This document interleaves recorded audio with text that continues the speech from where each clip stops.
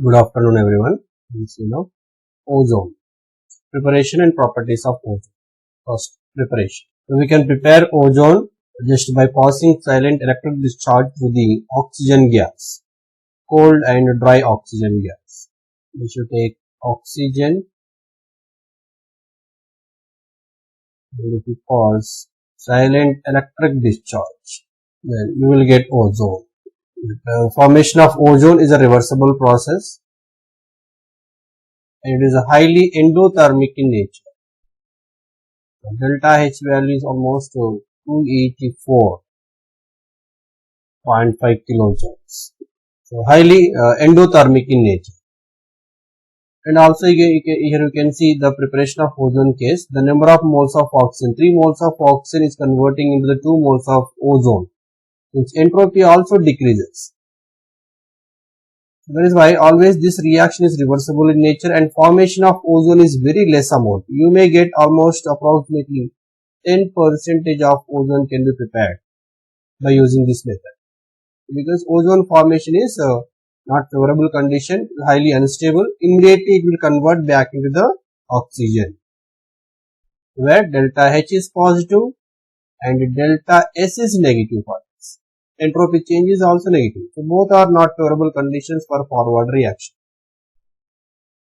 Only 10% conversion of ozone only.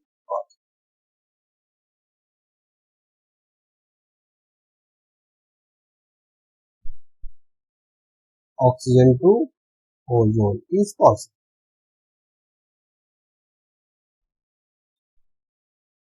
Means after some time you will get some amount of ozone and some amount of oxygen. So this mixture you will get it, O2 and O3 mixture. And this O2, O3 mixture is called ozonized oxygen. This is called ozonized oxygen. Means mixture of ozone and oxygen. And this ozone we can also prepare in the laboratory by using ozonizers. Two types of ozonizers. One is the Siemens ozonizer and Brody's ozonizer. You should remember the name, Siemens and Brody.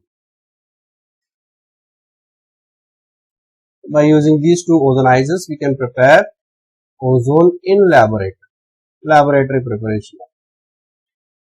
And they're also same, the almost 10% conversion of oxygen can be converted into the ozone.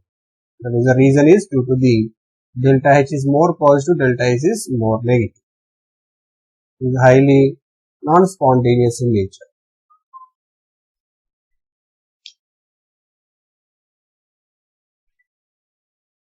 Anyhow, preparation is not that much important here. Properties are important for ozone. Let us see the properties, both physical and chemical properties. Ozone, when it is in the gaseous state, it is in pale blue in color, but in liquid state, it is a dark blue color. But in solid state, it is a violet black. It is violet black. So these are the color properties of ozone, different colors. It's very important. In gaseous state, pale blue. In liquid state, dark blue. When it exists as a solid state, it is a violet black. It is mainly soluble in turpentine air. This is also very important. In ideometry analysis, we will use this point. Ozone is highly soluble in, or it is absorbed by the turpentine ion. Turpentine, mostly this point we will use in ideometry analysis.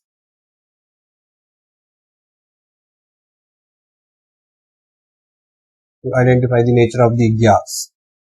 And apart from this, it is dissolved in glacial acetic acid and carbon tetrachloride, non-polar salt.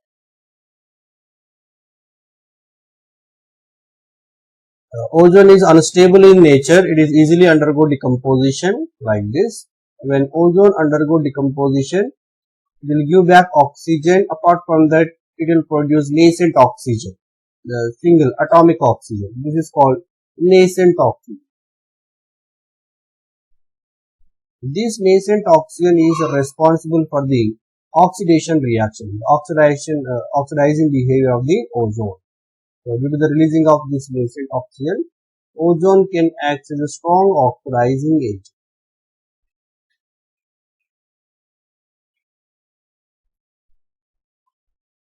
Strong oxidizing agent. So it is even more stronger oxidizing agent than H2O2 and KMnO4 also, but less oxidizing agent compared to the elemental fluorine. Compared to fluorine, less oxidizing, but compared to hydrogen peroxide and potassium permanganate is a strong oxidizing agent. The oxidation behavior due to the it is responsible for the production of nascent oxygen. Oxidization nature or oxidizing strength. You see, fluorine is a stronger oxidizing agent. Then we have ozone, hydrogen peroxide, and then potassium permanganate. These are the regularly used oxidizing agents. These values based on their standard reduction potential values.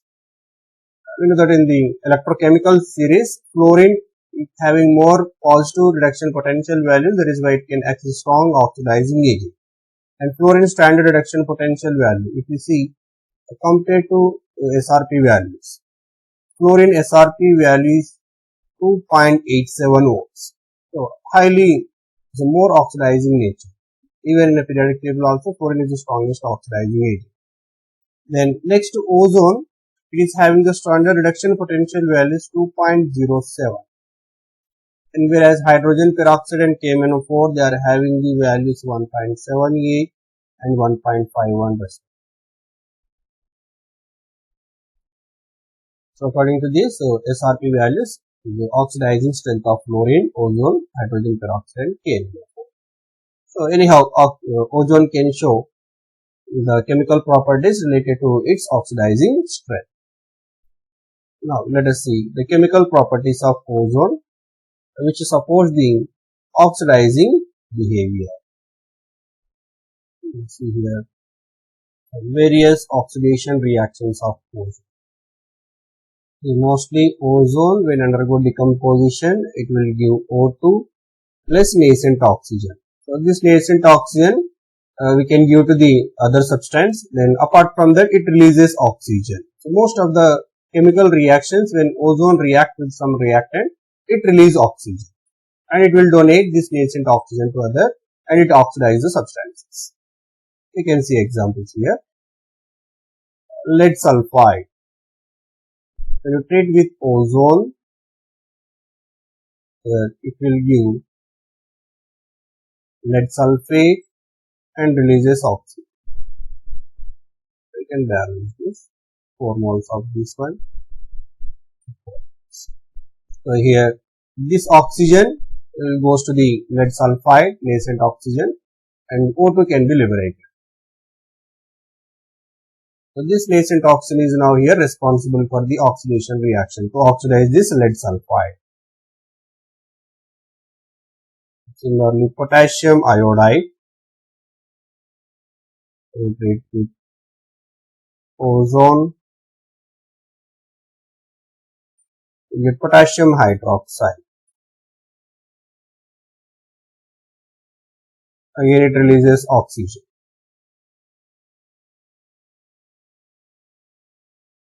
So one important reaction here, if you use normal potassium iodide, you will get potassium hydroxide, but if you use alkaline potassium iodide, when you use alkaline potassium iodide, you will get potassium iodide or potassium periodate. Potassium alkaline Ki can give KiO3 or KiO. These two reactions are important. Ki, when you treat with 3iO3, you get potassium iodate. And similarly, potassium iodide, when you treat with ozone, you will get potassium periodate. In these two cases, it is an alkaline potassium iodide.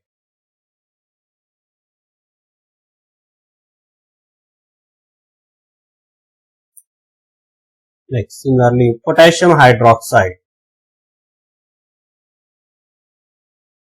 When you treat with ozone,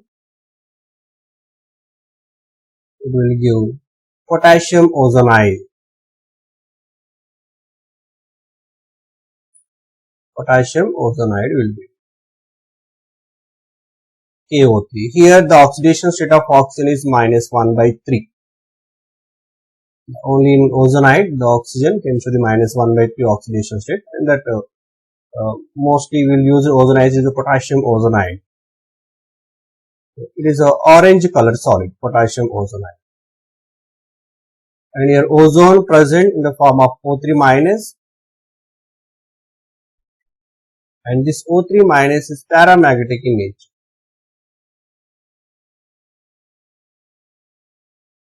But neutral ozone is a diamagnetic in nature, but O3- is a paramagnetic in nature. Similarly, some other reactions.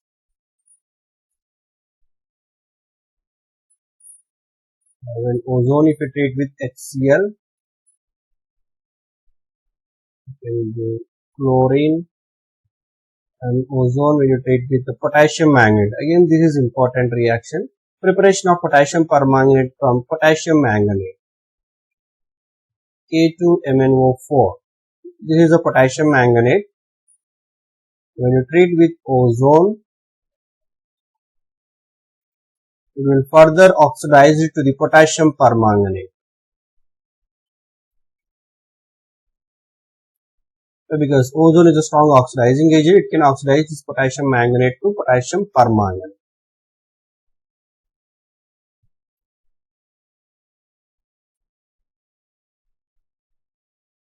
And this is potassium manganate. It is a green color residue, green color compound. This will convert potassium permanganate a purple color compound.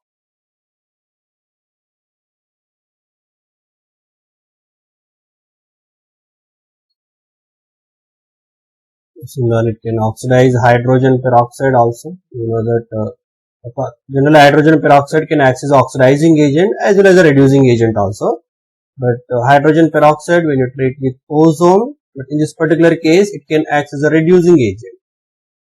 Why? Because ozone only strong oxidizing agent compared to the H2O plus 2.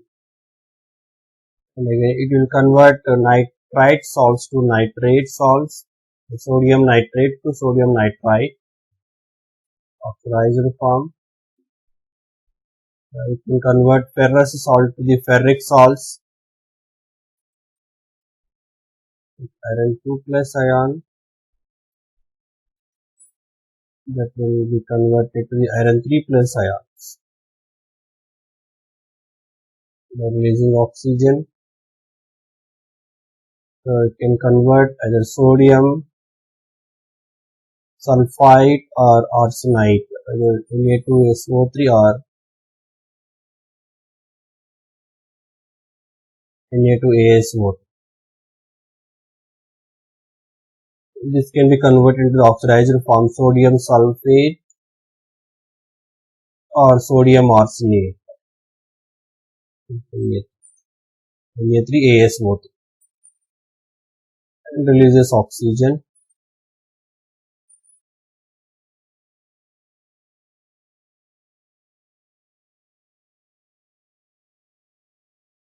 And will convert the complexes potassium ferrocyanide to the potassium ferricyanide.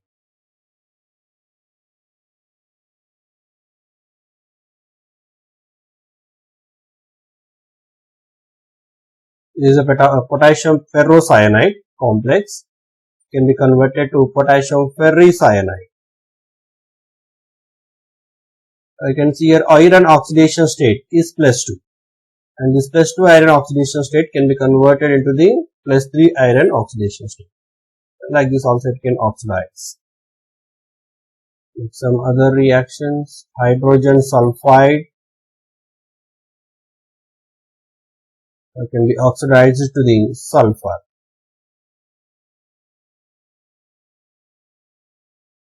Again it releases oxygen here.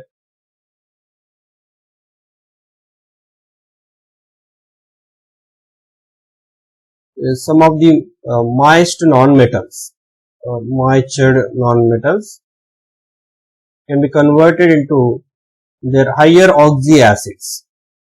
Moist non-metals are oxidized to the higher oxy acids. Let us take non-metal sulfur, the moisture form. If you treat with ozone, it will be converted to its higher oxy acid. For case of sulfur, higher oxy acid is a sulfuric acid. You get H2SO4. And phosphorus can be converted to phosphoric acid. You get here phosphoric acid. In iodine,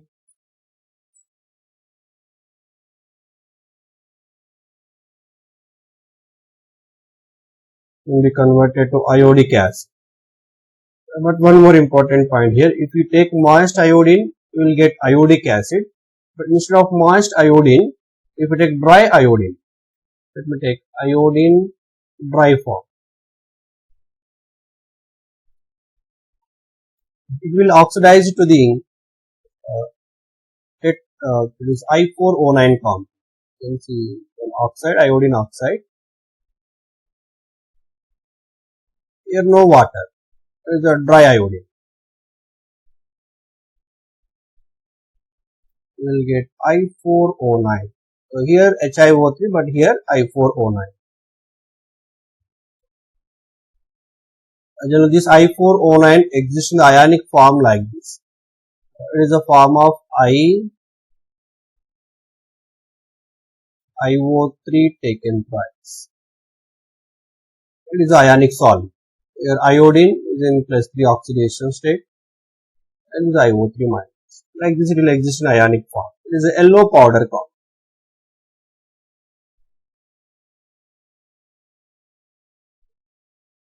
It is an yellow powder. Ionic solid. Similarly, some other reactions which support the oxidation behavior. But these two are some special reactions. Let's take sulfur dioxide. When you treat with ozone, you will get sulfur trioxide. Similarly, stannous chloride, tin dichloride. In presence of HCl, when you treat with ozone, you will get stannic chloride with a tin tetrachloride plus water. And now you can observe these two reactions. So for all previous reactions case, you can see the generation of oxygen. One of the byproduct is the oxygen everywhere.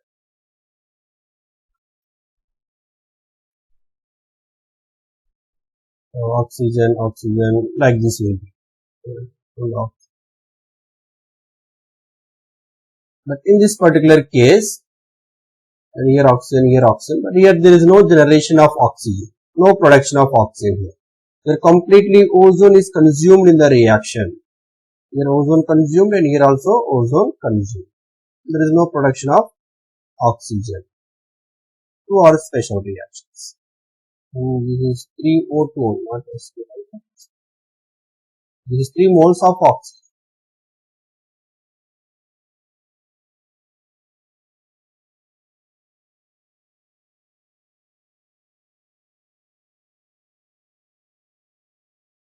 Tailing of mercury. What it means, tailing of mercury. When you pass ozone to the mercury liquid, Actually, mercury loses its meniscus and it sticks to the walls of the glass, and that property we can call tailing of mercury.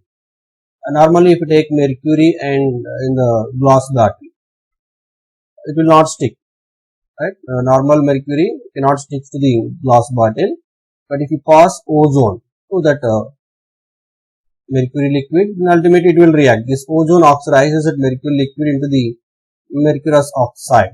It will form mercurous oxide. This mercurous oxide will dissolve in the mercury, and that then automatically it loses its meniscus nature and it sticks to the walls of the glass. Then that overall property we can call tailing of mercury.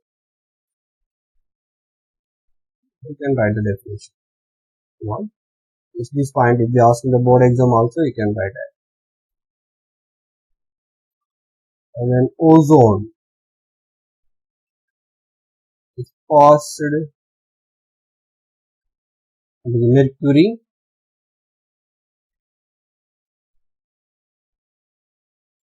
It gets oxidized to mercurous oxide, which dissolves in mercury.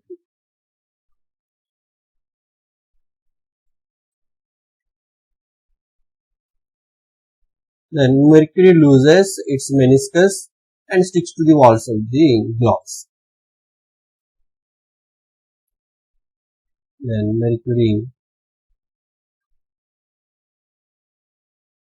loses its meniscus and sticks to glass walls. This is called tailing of mercury. The chemical reaction. When you pass ozone to the mercury liquid, you will get mercurous oxide. This also we can use for the identification test for ozone. To test the ozone also we can use this tailing of mercury property. This is one special property for ozone. Next, ozone can show the bleaching property also. Bleaching property means to decolorize organic color into the colorless. Bleaching property of ozone. So it is a good bleaching agent, but the good bleaching agent is due to its oxidizing nature. Sometimes the question will ask you, why ozone will show the bleaching property? That is due to its oxidizing nature. Why? Because H2 sulfur dioxide, we have another bleaching agent, but it will show the bleaching property due to the reduction. But in case ozone, it can show the bleaching property due to the oxidation process. Ozone is a good bleaching agent. So the bleaching agent is due to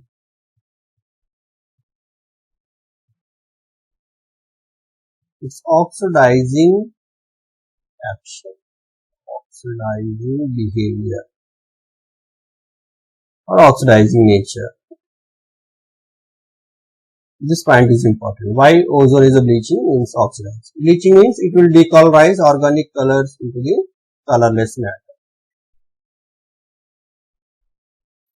Also, it acts as a dry bleaching agent. That bleaching agent is dry bleaching agent. So, ozone can show some reduction properties. A few are reduction properties of ozone, mainly with barium peroxide. If you treat with ozone, it will be barium oxide. It will reduce barium peroxide to the barium oxide. So far in previous cases, we have seen that ozone oxidizes, but here it reduces. Similarly, silver oxide to metallic silver. It will reduce silver oxide to the metallic silver. These are some reduction properties. Also, one more important reaction mostly we will use in the organic reactions in ozonolysis.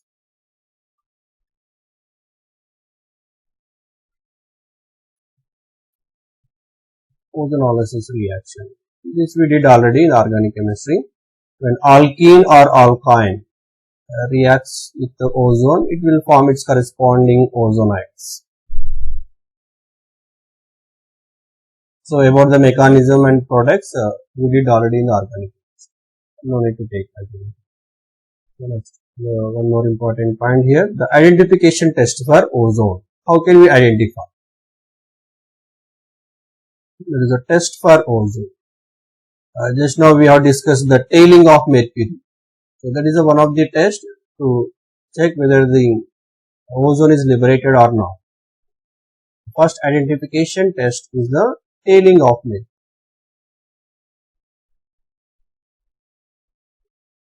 If you pass the liberated gas to the mercury liquid, if it loses its meniscus, then we can say that that gas is ozone.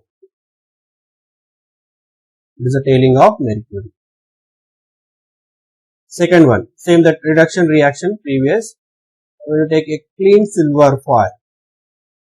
We should take the clean silver foil, and if you pass ozone gas through that, then the silver will react with ozone, it will convert into the silver oxide. It will oxidize. It will oxidize silver to the silver oxide. First oxidation process takes place. Then further, if you pass excess of ozone, so this ozone further reduces the silver oxide to the metallic silver. But in this process, it loses shininess and it will convert into the black end. Initially, silver is shiny, but after passing ozone, you will get black ends. This is also a test for the ozone. The first is oxidation followed by the reduction. Same ozone. That is why ozone sometimes behaves as a reducing agent also. And this is one of the tests to identify if silver loses its shininess and it will form the black end. And the third one, it will turn starch iodide paper to blue.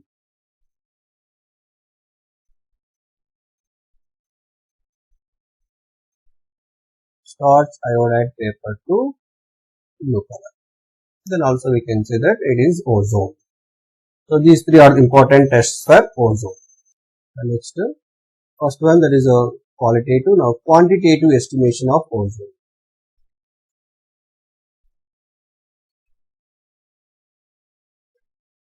This is also important. Quantitative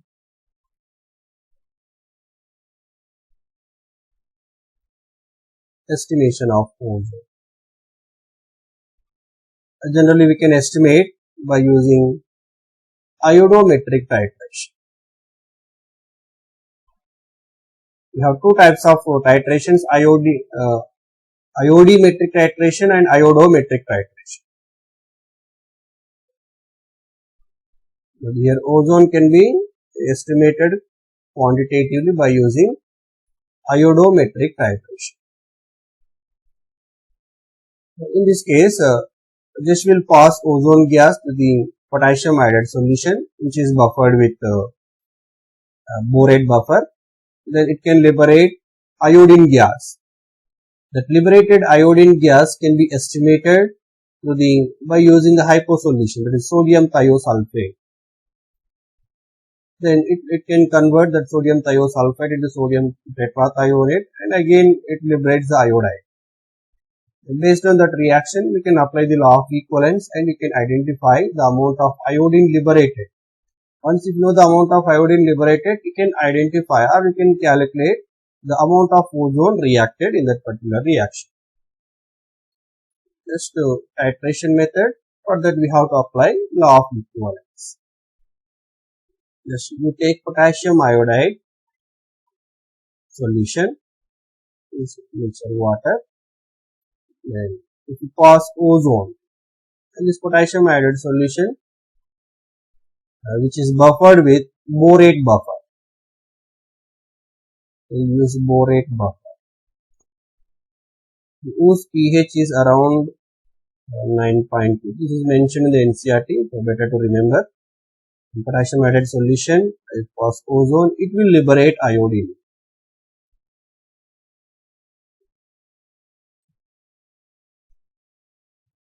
Means we are converting iodide to the iodine.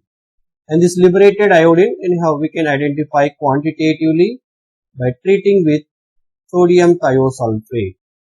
This if we treat with sodium thiosulfate of known amount, known concentration, you get the reaction sodium tetrathionate plus sodium iodide.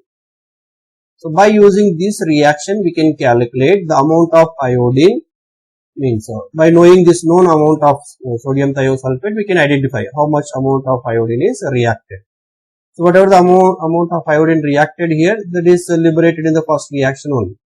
Again, once if you know the amount of iodine liberated, again you can apply the law of equivalence. We can calculate the amount of ozone reacted. Like this, we can identify the ozone quantitatively. This technique, this process we can call iodometric titration. Ozone structure of ozone.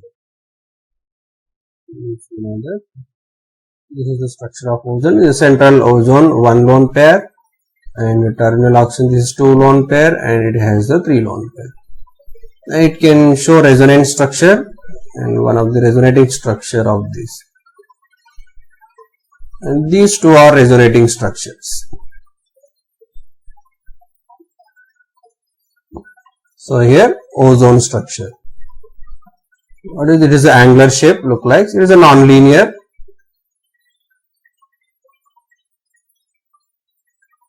Simply we can say it is angular. Non-linear but angular shape. And ozone is diamagnetic in nature. Previous we have seen that ozonide O3 minus is a paramagnetic, but neutral ozone is a diamagnetic, and whereas oxygen is a paramagnetic again. It is a diamagnetic. Next, formal charges we discussed at the time of chemical bonding. Formal charges of these three oxygens. What formal charges we will get? This is +1, 0, -1. Similarly, reverse here, -1, 0, sorry, I wrote wrong. This is 0. Let me rewrite this. Formal charges, and this is 0, -1, this is +1, and this is -1. And next reverse, this is -1, +1, and this is 0. These are the formal charges. Anyhow, overall the sum of the formal charges should be the 0. Why? Because the molecule is neutral. That is about structure of ozone. And the last part in the ozone, applications or uses. Where we will use this ozone?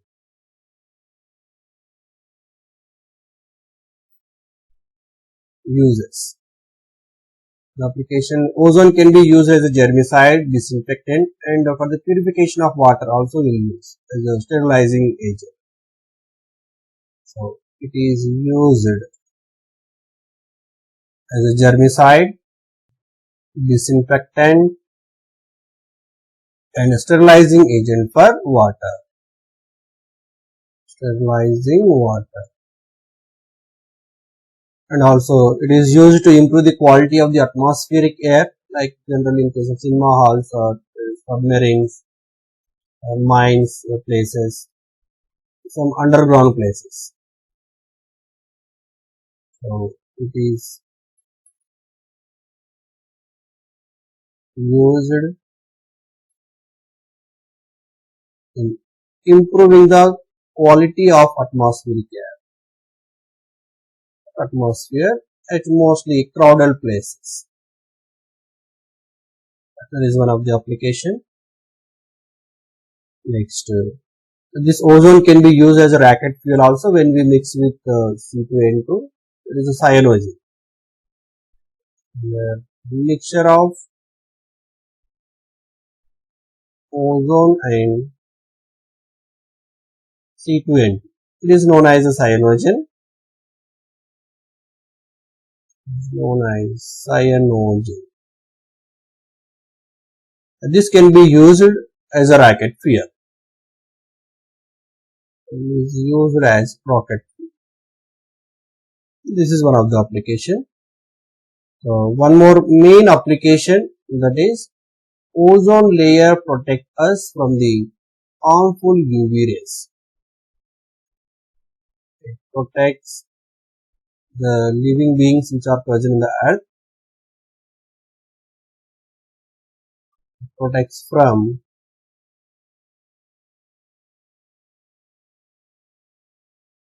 harmful UV rays which are coming from the sun. But these ozone layer may undergo destruction due to the some chlorofluorocarbons or the nitric oxide which are produced by the supersonic jets. There are some concern about the depletion of the ozone layer. This is also very important point here. Exhaust of supersonic jets. Mostly it can release nitrogen oxides. Yes. Example, nitric oxide. This nitric oxide can displace the ozone layer. It will destroy the ozone layer. There is a big concern here. How it can destroy?